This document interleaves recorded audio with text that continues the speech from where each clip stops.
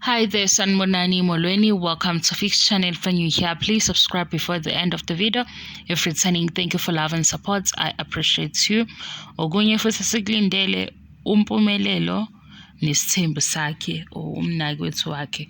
Ubaba uMseleku ekuqaleni washo ukuthi akathanda ukuthi ekhuluma nabo kudala kulama episode amadala ethi akathandi bethole amantombazana aseney'ngane. So sekwenzakalile kumpumelelo wathola ingane. Ubaba uMseleku ukuthi okwakhe angeke ashiye uma wengane, so bazokhokha inhlawulo bephinde belobole. Ngapha ukhona futhi nomunye owesibili. Leyo-ke bayifihlile-ke kuMayeni. uMayeni uthi akakwazi ukulobolela umpumelelo ngoba usamncane.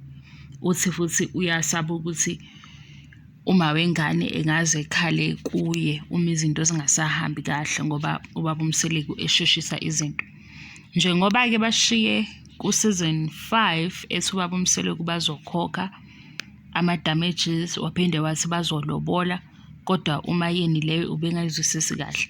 Sizobona-ke njengamanje ngoba season 6 ukuthi kwenzakalani, ngoba already ku-social media sesibonile iy'thombe zikama wengane, saphinde sabona usisi lo wesibili. Abanye abantu bathi untombazane lo wesibili nje yena hhayi, ngathi usayifunela ifame nje, usafuna ukuvela, kodwa into ayenzayo akayazi kahle.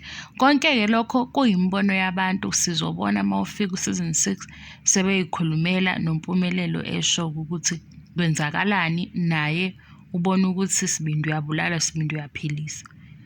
Kwenzakalani ngoba phela sekunomnaki wethu oqhubekayo, nakho bathatha ney'thombe ndawonye.